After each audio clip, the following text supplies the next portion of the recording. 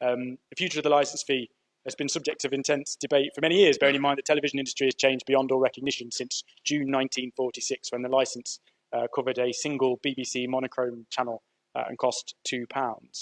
Many viewers now have a choice of hundreds of television channels hosted by a variety of platforms, with specialist channels catering for all sorts of individual tastes, funded by advertising, subscription, or both. The market is totally unrecognisable from 1946. So inevitably you have to question whether the funding mechanism is the right one. I have a very strong personal view. I don't think there will ever really be a need for the county council to take a corporate view, but I have a personal view, one that I've shared regularly, which is that I think the licence fee has had its day. I don't think it's viable anymore. Back when there were just a handful of channels and we needed public service television to enable people to access basic information, it made absolute perfect sense to fund it in this way.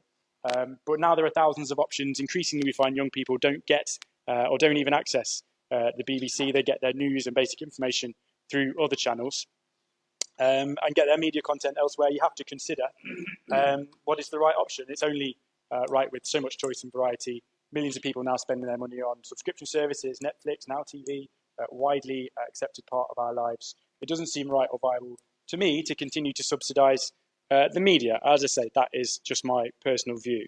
That doesn't mean, for the record, that I want the BBC to disappear. In fact, I'm confident large parts of it would compete incredibly well in an international market. Those who believe that the BBC is a beacon of British creativity and is respected around the world, as I do, should take comfort then that if they are freed from the licence fee and they're able to compete globally, you're not telling me they couldn't find a market to replace funding from millions in the UK who might choose not to pay a BBC subscription from a global market of 6 billion people who hold the BBC in very high regard. They could, in my view, and as I say, my belief is that they absolutely should. But a poll carried out just over a year ago by Comres found that nearly 2 out of 3 Britons believe the current licence fee should be abolished. And whilst I would acknowledge that different polls produce different outcomes, I think it's safe to say there's been a growing feeling among the public that the licence fee should be considered. It is, of course, another factor in the cost of living that Councillor Drosny highlights later today, although that cost now won't increase for the next 2 years as a result of government's announcement this week. Councillor Drosny made the connection with jobs in Nottinghamshire, and I advise him that sadly those jobs are under threat under the existing licence fee model, because those at the top of the BBC have chosen not to continue to fund the local news services to the same extent. Many of those staff at local BBC News and radio services are facing an uncertain future, an issue quite separate from the licence fee decision, which, if it were to be scrapped, wouldn't be implemented for another 6 years.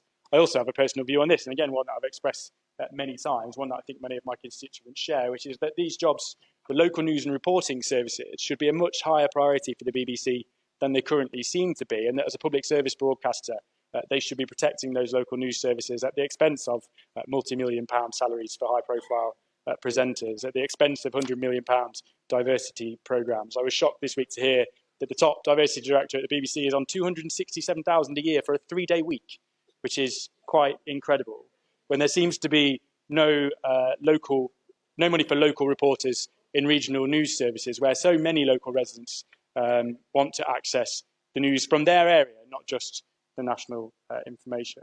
But these are the kind of areas where I think the service would benefit from being forced to compete in the wider market and having to make better decisions about how it spends its money. Again, just my personal view, which I will no doubt feed into that national consultation progress. So in summary, the Secretary of State for Digital, Culture, Media and Sport is perfectly entitled, even obliged, to review the necessity for the licence fee, and at the end of the current charter, it's due in 2027. She's right to want to give the BBC as much time as possible to adapt their model if that's necessary and to prepare for that 2027 deadline. So it's quite right and fair that the conversation happens as soon as possible. Ultimately, that's a matter to be resolved at national level and doesn't come within the policy-making power of Nottinghamshire County Council. Hence, me sharing a personal view. I don't see a need, certainly at this time, for the Council to have a corporate view. I'm sure this will be more widely debated in Parliament, and I'm sure that will happen at great length and in great detail over the coming months. Thank you, Chairman.